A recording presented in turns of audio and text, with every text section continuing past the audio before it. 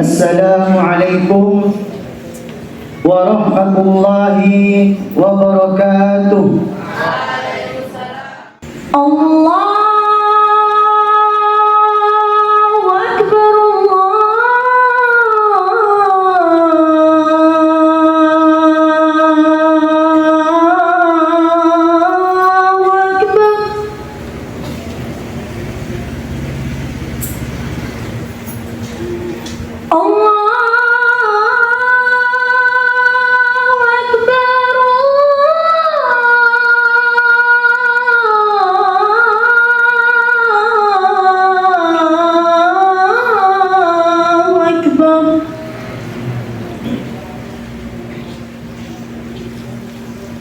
Asyhadu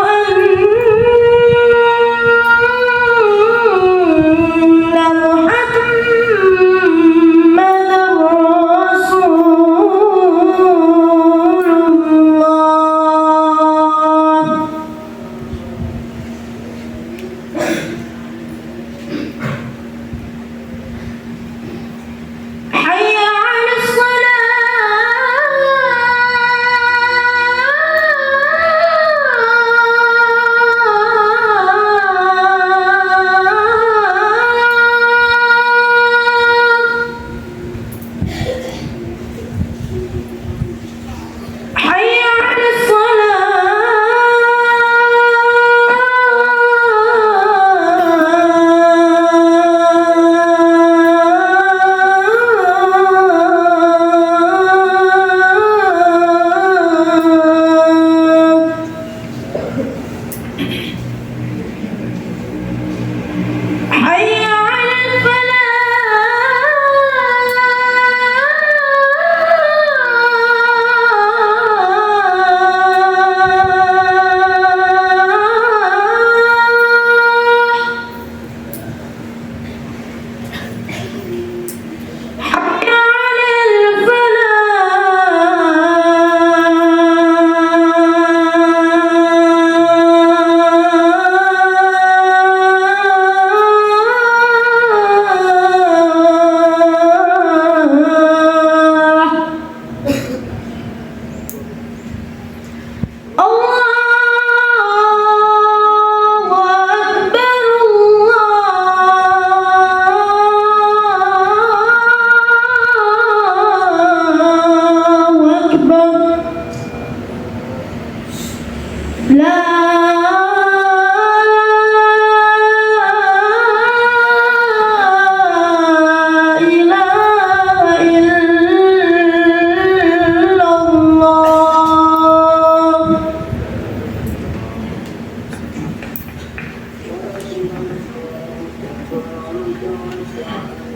Innal hamdalillah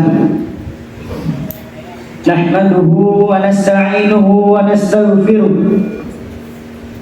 wa na'udzu billahi min shururi anfusina wa min sayyiati a'malina may yahdihillahu fala mudilla lahu wa may yudlilhu fala hadiya lahu. Asyhadu an la ilaha illallah wahdahu la syarika lah wa asyhadu anna Muhammadan abduhu wa rasuluh la nabiyya wa la rasula ba'd. Qala Allah Ta'ala fil Qur'anil Karim, A'udzu billahi minasy syaithanir rajim. Bismillahirrahmanirrahim. Ya ayyuhan nasu taqu rabbakumul ladzi khalaqakum min nafsin wahidah wa khalaqa minha zawjaha wa batha minhuma rijalan katsiran wa nisaa'a wattaqullaha alladzi tasaaluna bihi wal arham innallaha kana 'alaikum raqiba. Wa qala aidan, ya ayyuhan nasu taqu rabbakumul ladzi khalaqakum wal ladzina min qablikum la'allakum tattaqun. Wa qala Rasulullah sallallahu alaihi wasallam fil hadis, fa inna asdaqal hadithi kitabullah wa khairal huda huda Muhammad sallallahu alaihi wasallam wa syarrul umuri muhdatsatuha wa kullu muhdatsatin bid'ah wa kullu bid'atin dhalalah wa kullu dhalalatin finnar. Ma'asyiral muslimin rahimakumullah. Segala puji bagi Allah. Marilah kita panjatkan rasa syukur kita atas kehadirat Allah Subhanahu wa taala yang telah memberi kita banyak sekali nikmat sampai kita bisa menuju masjid yang penuh barokah ini. Kedua kalinya salawat dan salam tak lupa kita curahkan pada baginda kita Nabiullah Muhammad sallallahu alaihi wasallam yang telah menegakkan kalimat la ilaha illallah di permukaan bumi ini. Saya berwasiat kepada para jamaah dan kepada diri saya pribadi, hendaklah selalu berusaha meningkatkan ketakwaan kita terhadap Allah Subhanahu wa taala dimanapun kita berada. Ma'asyiral muslimin rahimakumullah. Dalam sebuah hadis yang diriwayatkan oleh Ibnu Majah dari Abdullah bin Abbas radhiyallahu anhu, beliau bersabda, inna likulli dinin khuliqan wa inna khuluqal islami al-haya'u. Sesungguhnya setiap agama memiliki akhlak, dan sesungguhnya akhlak orang Islam adalah malu. Hadis riwayat Ibnu Majah. Setiap agama mengandung ajaran tentang akhlak. Akhlak yang merupakan ciri khasnya yang sangat diperhatikan. Sedangkan untuk agama kita, agama Islam menekankan kepada kita untuk menimbulkan rasa malu, akhlak rasa malu, untuk membuahkan perkara yang besar dan akhlak yang mulia. Dalam hadis dari Imran bin Husain radhiyallahu anhu, Nabiullah sallallahu alaihi wasallam beliau bersabda, al-haya'u la ya'ti bi khairi. Malu itu tidak datang kecuali dengan kebaikan. Hadis riwayat Muslim. Hadis ini menunjukkan rasa malu. Inilah malu yang syar'i, sebagaimana sabda Rasulullah sallallahu alaihi wasallam, al-haya'u khairun kulluh. Qala al-haya'u kulluhu khair. Malu itu kebaikan seluruhnya. Atau beliau bersabda, malu itu seluruhnya kebaikan. Mungkin timbul pertanyaan yang menghalangi seseorang untuk berbicara yang benar atau memerintahkan yang amar ma'ruf serta melarang yang kemungkaran. Lantas bagaimana kita bisa menyatukan antara malu itu hanya mendatangkan kebaikan dan merupakan kebaikan secara keseluruhan. Jawabannya sebagaimana dijelaskan oleh Syekh Dr. Abdullah bin Mahmud Al-Furaid adalah bahwa malu semacam itu bukan malu yang syar'i, yang secara keseluruhan merupakan kebaikan. Namun itu disebut dengan khajal, yaitu sifat takut, khawarun kelemahan, dan mihana rasa rendah diri. Hal ini dinamakan dengan malu sebagai hiasan semata. Namun ini bukanlah malu yang syar'i, hanya saja sering disebut dengan malu. Jadi malu yang menghalangi seseorang dari berbicara yang benar dan melakukan amar ma'ruf nahi munkar adalah rasa malu yang tercela. Ia bukan yang dimaksud oleh hadis Nabi SAW karena itu adalah malu yang syar'i. Sedangkan Syekh Alawi Al-Qadir As-Saqaf menjelaskan beda antara al-khajal dengan al-haya. Al-haya adalah ia menjadikan seseorang senantiasa berada di atas ketinggian dari dunia ini dan tidak tunduk pada kebatilan. Adapun al-khajal atau kelemahan hati itu merupakan sifat kekurangan pada jiwa manusia. Ia mencegah seseorang dari menyempurnakan dan melaksanakan kewajibannya dengan sebaik mungkin. Ma'asyiral muslimin rahimakumullah. Dari penjelasan tadi jelas bahwa malu itu ada dua macam, yaitu malu yang terpuji yang sesuai dengan tuntunan syariat, dan malu yang tercela yaitu yang menyelisih tuntunan syariat. Agar lebih jelas, berikut ini beberapa contoh gambaran malu yang terpuji. Yang pertama, malu kepada Allah Subhanahu wa taala. Hal ini merupakan takut kepadanya, merasa diawasi oleh Allah, melakukan apa saja yang Allah perintahkan dan menjauhi semua apa yang dilarang oleh Allah. Seorang mukmin merasa malu apabila Allah melihatnya sedang melanggar apa yang dia larang.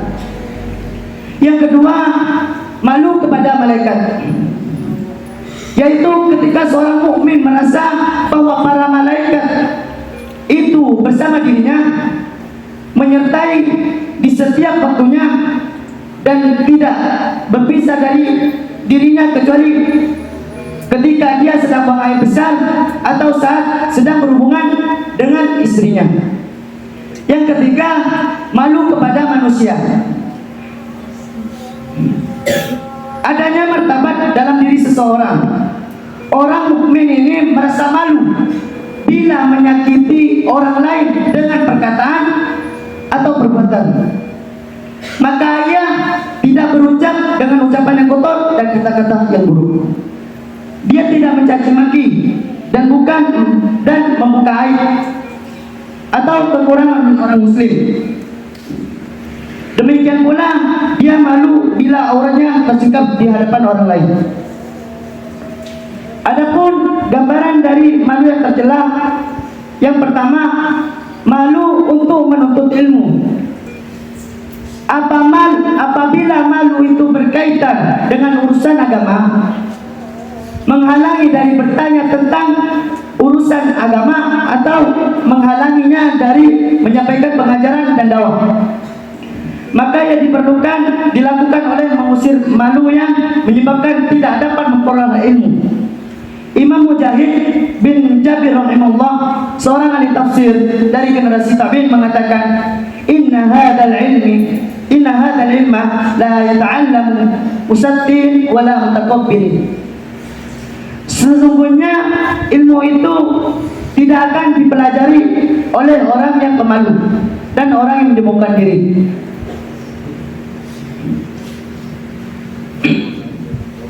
Yang kedua, malu dari melakukan amar ma'ruf nahi munkar. Demi Allah, seandainya Fatimah binti Muhammad mencuri, pasti aku potong tangannya. Hadis riwayat Muslim Al-Bukhari. Dalam riwayat yang lain disebutkan bahwa Usamah bin Zaid kemudian meminta Rasulullah SAW agar memohonkan ampun kepada Allah karena telah meminta sesuatu yang dia tidak tahu ilmunya. Yang ketiga, ilmu yang menyebabkan seorang melanggar larangan syariat. Malu yang mendorong seseorang untuk melanggar larangan syariat atau meninggalkan kewajiban yang diperintahkan dalam agama, ini bukanlah rasa malu tuntunan syariat.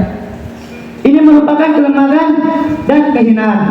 Sama sekali bukan termasuk malu bila seseorang meninggalkan sholat wajib karena adanya tamu yang datang hingga waktu sholat berlalu. Ma'asyiral muslimin rahimakumullah, malu merupakan akhlak sangat urgen dalam kehidupan.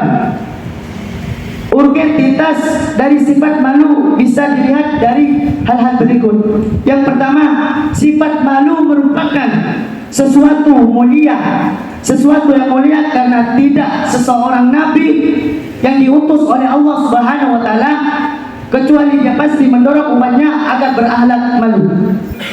Dengan sifat malu ini, hal ini tidak terhapus hingga Nabi Shallallahu Alaihi Wasallam. Yang kedua, sifat malu itu akan menahan seseorang dan mencegahnya dari sebagai kemaksiatan dan dari melakukan berbagai perkara yang buruk secara syar'i. Yang ketiga, orang yang tidak lagi memiliki rasa malu, maka dia akan melakukan apa saja yang dia inginkan, baik berupa kebaikan ataupun keburukan.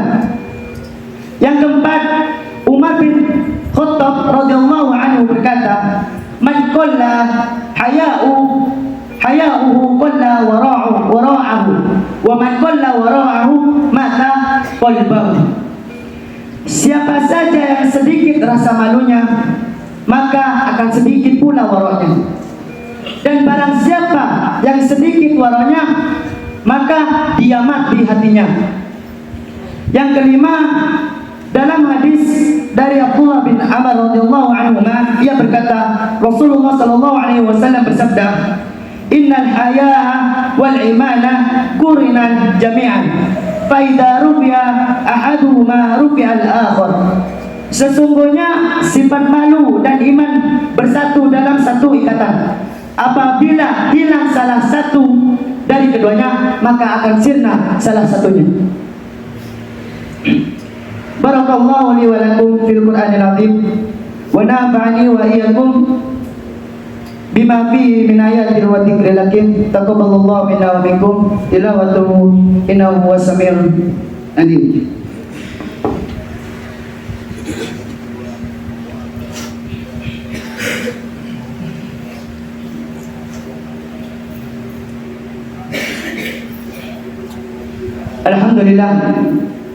Alhamdulillahilladzi arsala rasulahu bil huda wa dinil haq liyudhhirahu 'ala ad-din kulli wa kafa billahi shahida. Asyhadu an la ilaha illallah wa asyhadu anna Muhammadan 'abduhu wa rasuluh. Ma'asyiral muslimin rahimakumullah. Rasulullah sallallahu alaihi wasallam telah bersabda bahwa malu dan iman itu adalah dua hal yang berada dalam satu simpul ikatan. Bila salah satu hilang, maka akan sirna salah satunya. Lantas apa yang terjadi bila rasa malu dalam dirinya seseorang sudah tiada lagi?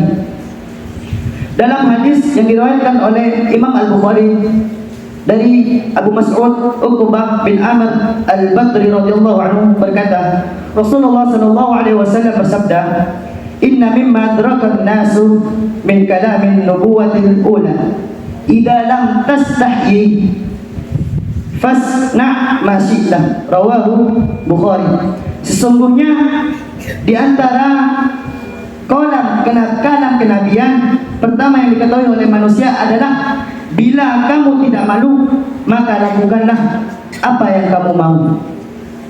Semoga Allah Subhanahu wa taala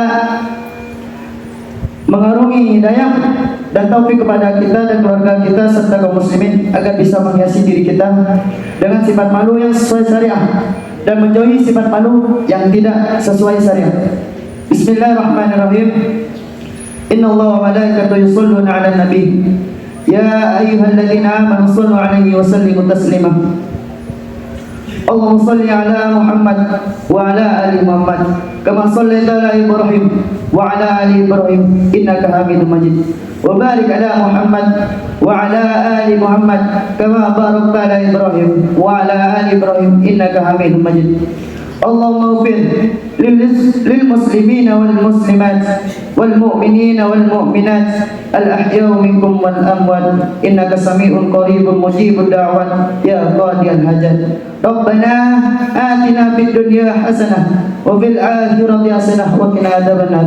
Rabbana atina fid dunya hasanah wa fil akhirati hasanah wa qina adzabannar. Aqimus shalah.